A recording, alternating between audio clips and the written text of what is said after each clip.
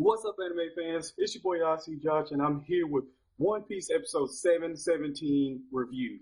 Now, this week's episode was action packed, but at the same time, it was kind of like one of these Kyros and Diamante fights that was just like, yeah, Kyros could have beat him probably at any point in time. Well, I mean, yeah, any point in time.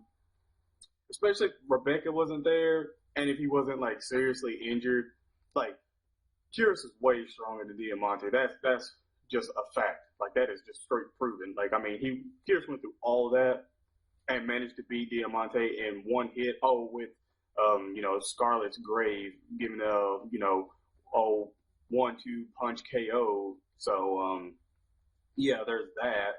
But throughout this episode of Diamante and Kyros fighting, it's kind of still like, Diamante's just taunting. Like, all he was doing was just straight taunting, really. And, you have Rebecca in the back still, like, every now and then just crying. Violet just watching them from the other pier. She's just kind of like, okay, yeah, he's taunting again. He's talking about Scarlet. Oh, that damn jerk.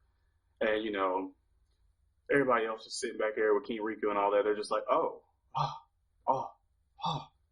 Now, there's nothing really like absolutely wrong, especially when it comes to artwork on this episode. It was like I said, it was very entertaining.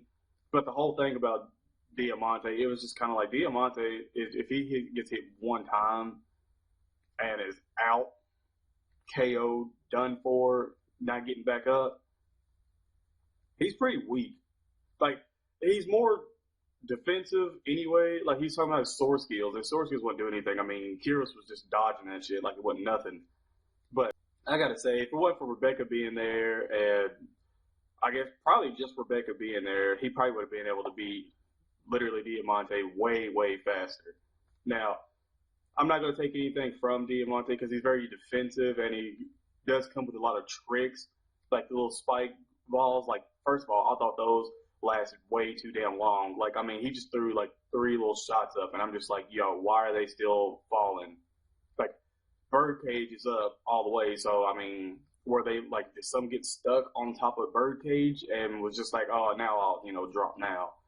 But the other problem with that I had was Diamante actually used his umbrella to actually, fend off some of Kyros' attacks, and Kyros just sliced through that. And without him having that, I guess that little umbrella shield, how was he not getting hit by any of these spikes? Like, I guess you could argue that his power wouldn't let him get hit by it or something, but there was no indication at any point in time in this episode that, that was the case. I mean, for God's sakes, they were all flying around him. They weren't like rappelling off of him or nothing. Like, I mean, they were literally flying around him. I'm like, how is he not getting hit by this? But every shot that you get with Kyros, it was like one is hitting him somewhere. So I'm just like, what's going on here?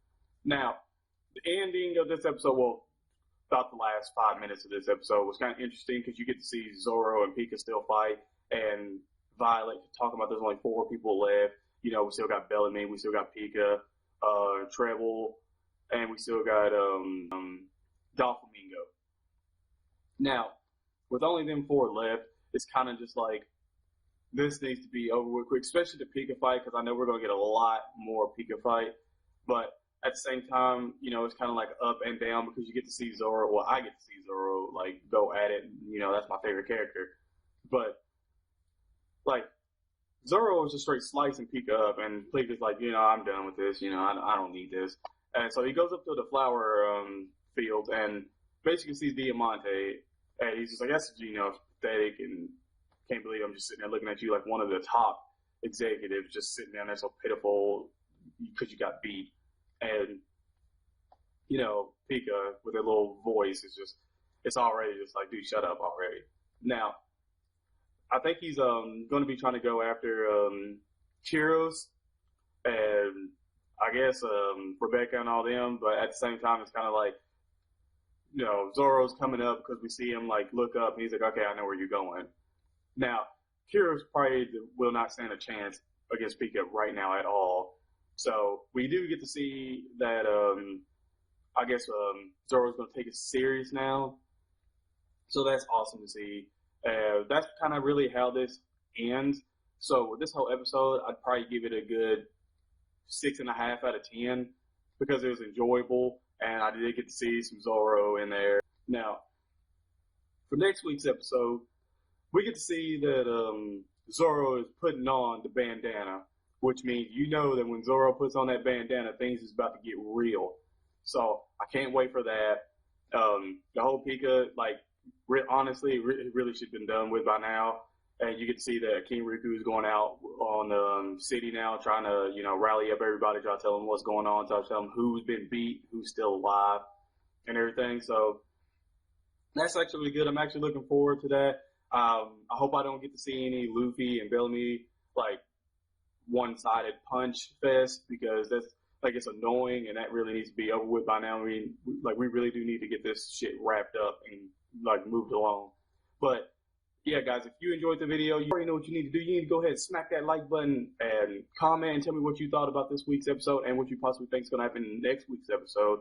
And share the video and subscribe to the channel if you're new. That's the only way you get to see when I upload. You'll be the first people to see when I upload.